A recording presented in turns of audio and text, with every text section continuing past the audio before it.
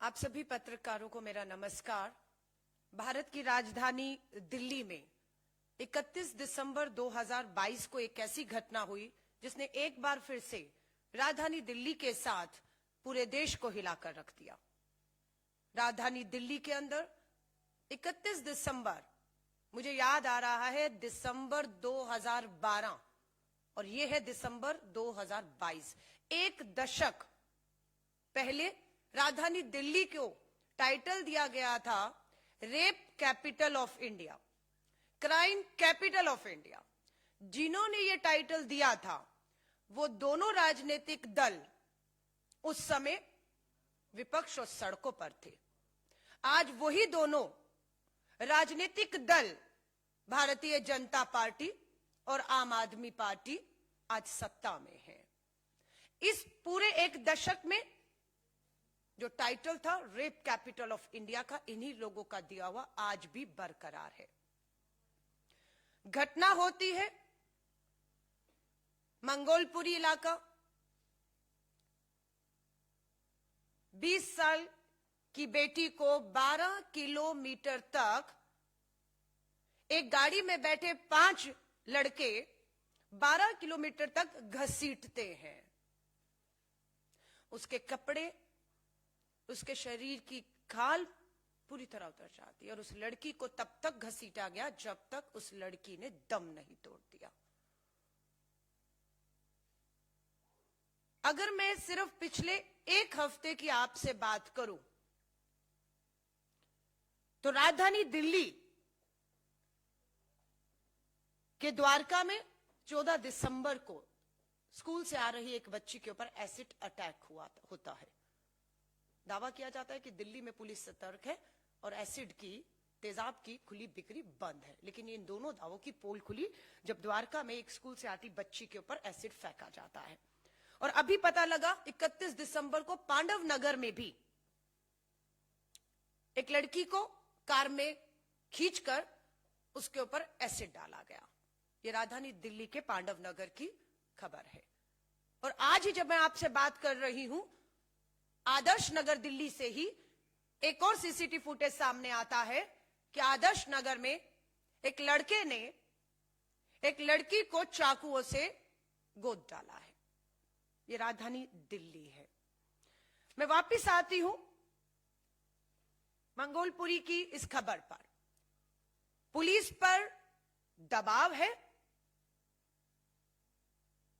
क्यों पुलिस लगातार इस मामले को कमजोर कर रही है?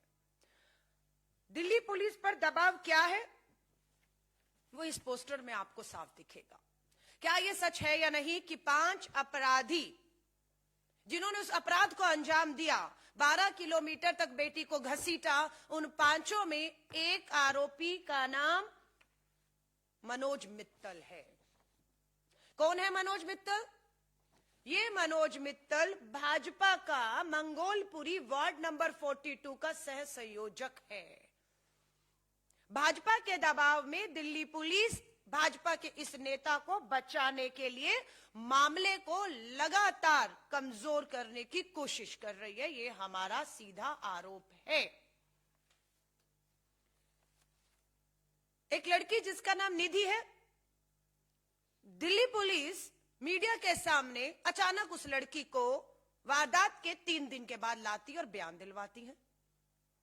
बयान से साफ समझ आता है कि दिल्ली पुलिस अपनी छवि को बचाने के लिए, भाजपा के नेता को बचाने के लिए, निधि को आगे करके इस तरह के बयान दिलवा रही है कि पूरी तरह से मृत पीड़िता का चरित्र हनन हो रहा है।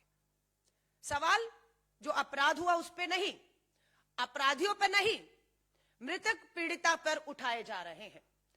परिवारजन बोले, हमें नहीं पता कौन है यह निधि जिसे दिल्ली पुलिस का सबके सामने लाकर सीधा सीधा पीड़िता का चरित्र हनन कर रही है। राजधानी दिल्ली लगातार शर्मसार हो रही है। कौन लोग जिम्मेदार हैं? किनकी जवाबदेही बनती है?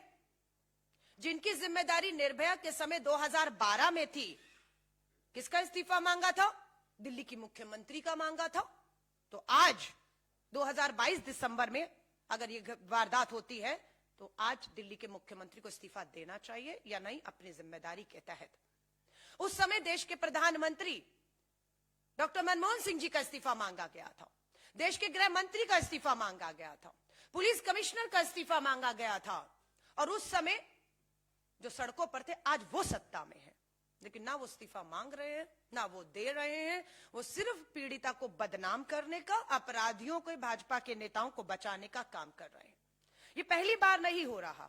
उत्तराखंड की अंकिता भंडारी को भी मत भूलिएगा, भाजपा का नेता शामिल था, इसलिए अंकिता भंडारी के मामले में को दबाने की, भाजपा के नेता को उसके रिजॉर्ट में हुई इस जघन्य अपराध को ढकने की भाजपा ने कोशिश की। आज भाजपा मात्र इसलिए खामोश है क्योंकि उनका नेता इसमें शामिल है।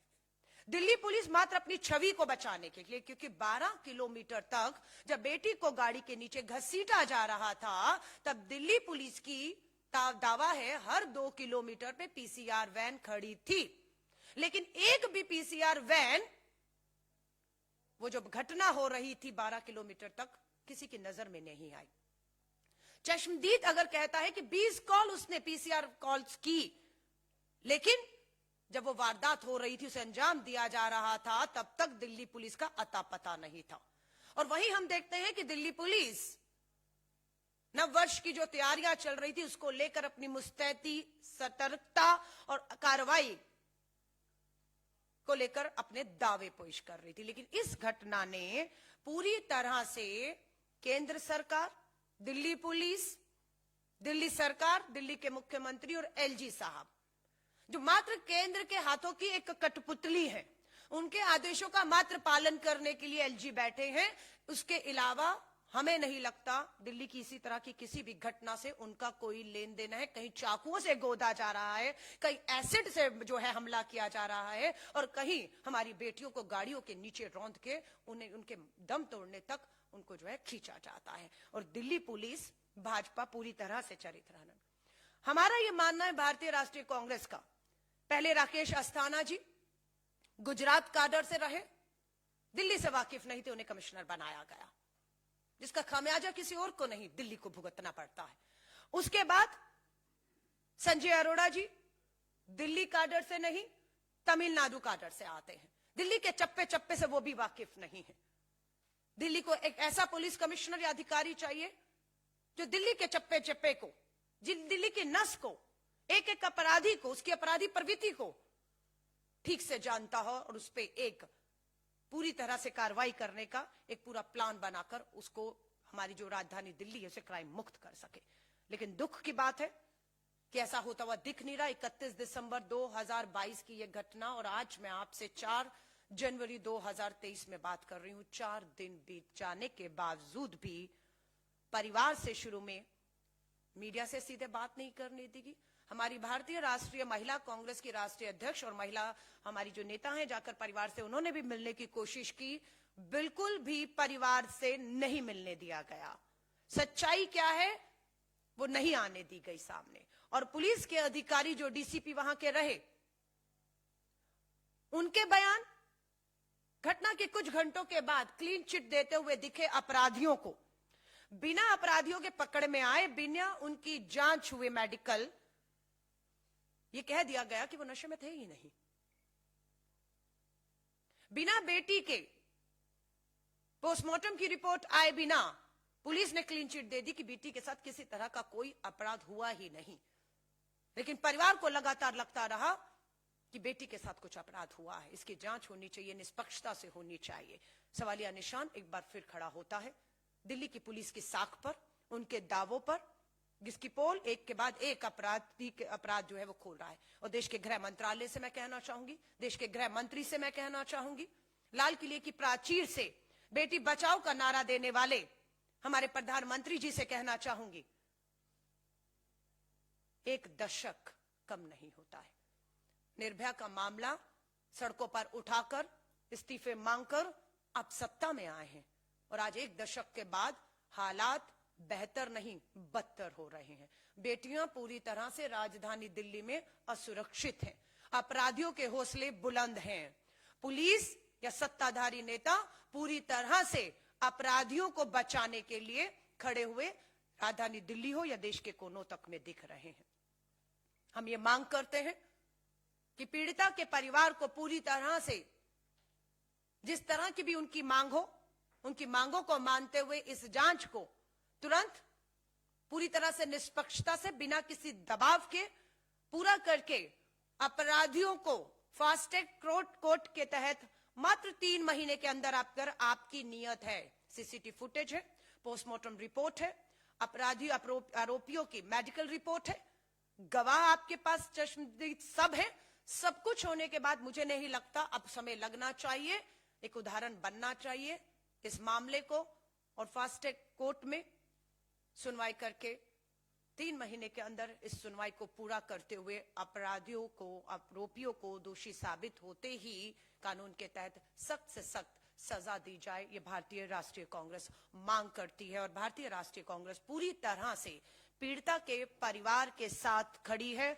और हम उन्हें विश्वास दिलाते हैं कि दिल्ली पुलिस अपनी छवि को बचाने के लिए या भाजपा के नेता को बचाने के लिए धन, बल, सत्ता का जितना मर्जी इस्तेमाल कर ले, पीड़ित परिवार अगर हमें सुन रहा है तो हम उन्हें भरोसा दिलाना चाहते हैं कि भारतीय राष्ट्रीय कांग्रेस एक एक दोषी को, आरोपी को सजा मिल जाने तक, पीड़िता और उसके परिवार को न्याय मिल जाने तक पूरी ताकत के साथ खड़ी है और खड़ी रहेगी।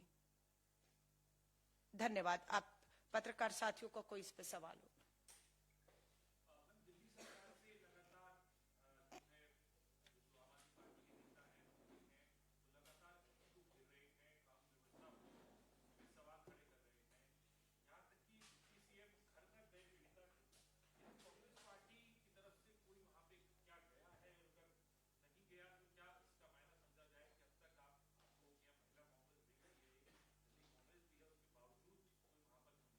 नहीं, मैं आपको साफ बता रही हूँ, हमारी भारतीय राष्ट्रीय महिला कांग्रेस की राष्ट्रीय अध्यक्ष बिल्कुल वहां गई थी।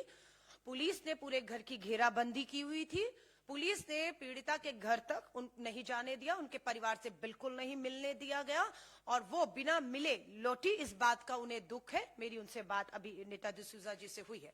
जहां तक आप दिल्ली के मुख्यमंत्री की बात कर रहे हैं, उन्हें वही मैं याद दिला रही हूं कि 2012 निर्भया में वो रामलीला मैदान से राष्ट्रपति भवन तक पहुंच चुके थे, इंडिया गेट तक प्रदर्शन हुए थे, मुख्यमंत्री का इस्तीफा मांगा जा रहा था, गृह मंत्री, प्रधानमंत्री के इस्तीफे मांगे जा रहे थे, पुलिस कमिश्नर के। आज दिल्ली के मुख्यमंत्री मात्र एक ट्वीट तक सीमित है, मात्र एक ट्वीट तक सीमित है। हर ट्वीट में हम न्याय दिलाएंगे, लेकिन पूछना चाहती हूं दिल्ली के मुख्यमंत्री, आज तक कितनी पीड़िता और उनके परिवारों को आपने न्याय दिलाया है? सच्चाई तो यह है कि दिल्ली में जो फास्ट ट्रैक कोर्ट जितने होने चाहिए थे, जितने मामले उनकी सुनवाई के लिए, उतनी कोर्ट नहीं है दिल्ली के अंदर फास्ट ट्रैक जिसकी इंतजाम। और अगर वकील भी पीड़िता के परिवार को वकील देने की जरूरत है, आर्थिक मदद, वकील, कानूनी तौर पर और फास्ट ट्रैक कोर्ट, ये दिल्ली सरकार का काम है, जिसे दिल्ली सरकार नहीं कर रही। और दिल्ली की बेटियां ये नहीं सुनना चाहती हैं दिल्ली के मुख्यमंत्री के मुंह से कि उनकी एलजी से नहीं बन रही है, उनकी देश की सरकार से नहीं बन रही, उनकी सुनी नहीं जा रही है। आपकी इस नूरा कुश्ती में दिल्ली के मुख्यमंत्री, दिल्ली के एलजी, देश के गृह मंत्री की नूरा कुश्ती में, लड़ाई झगड़ों में हमारी दिल्ली की बेटियां पिस रही हैं। हम ये नहीं सुनना चाहते हैं। मैं आपसे अगर छोटा सा उदाहरण देकर पूछूं कि आपके बच्चे को भूख लग रही है, वो आपसे रोटी मांग रहा है लगातार, आपके घर में आटा नहीं है, आप क्या करेंगे? बाहर जाके धरने पे बैठ जाएंगे या आटे की व्यवस्था करेंगे, अनाज की व्यवस्था करेंगे, अपने बच्चे को रोटी देंगे? दिल्ली का मुख्यमंत्री वही, बेटियों को सुरक्षा नहीं मिल रही, उन्हें दिल्ली की बेटियों को सुरक्षा देनी है, लेकिन वो क्या कर रहे हैं? उन दिल्ली की बेटियों को पूरी तरह सुरक्षित करने की बजाय वो धरना कर रहे हैं, प्रदर्शन कर रहे हैं, फोटो ऑफ हो रहा है कि हमारे विधायक कमिश्नर को जाकर मिलकर लेटर देकर गए, फोटो खिंचवाई, फोटो मीडिया में डाल रहे हैं। आप एलजी के घर के बाहर धरने में दे रहे हैं। दिल्ली का मुख्यमंत्री एलजी के घर के अंदर क्यों नहीं जाते हैं? एलजी के साथ बैठ के बात क्यों नहीं करते? दिल्ली के मुख्यमंत्री एलजी का हाथ पकड़कर देश के गृह मंत्री के पास गृह मंत्रालय क्यों नहीं जाते? दिल्ली पुलिस कमिश्नर को ये तीनों मिलकर तलब क्यों नहीं करते? क्यों किसी पर अभी तक कार्रवाई नहीं की हुई? कोई किसी को क्यों सस्पेंड नहीं किया गया? इतनी बड़ी वारदात दिल्ली राजधानी में 12 घंटों तक हुई और एक बेटी देखते देखते मौत के मुंह में चली गई और अभी भी पीड़िता का चरित्र हनन किया जा रहा है। वो कहां थी, किसके साथ थी, क्या पहना था, क्या खाया था, क्या पिया था? पूरी तरह अपराध से ध्यान भटकाने के लिए सच्चाई ये है कि बेटी को 12 किलोमीटर तक घसीटा गया और तब तक घसीटा गया जब तक उसकी मौत नहीं हो गई। और 5 के 5 आरोपी जो उस गाड़ी में थे, उन्हें इस बात की पूरी तरह पता था कि गाड़ी के नीचे 12 किलोमीटर तक एक इंसान जो है वो घसीटा जा रहा है और उसकी मौत होती है। उसके बाद उसको वहां से छुड़ाकर वो सुरक्षित अपनी गाड़ी को और अपने आप को एक स्थान पर पहुंचा देते हैं। और उसके बाद दिल्ली पुलिस का एक शर्मनाक गैर जिम्मेदाराना खेल शुरू होता है भाजपा के उस नेता को और अपनी छवि को बचाने के लिए, जो बिल्कुल निंदनीय, जिसे बर्दाश्त नहीं किया जाएगा।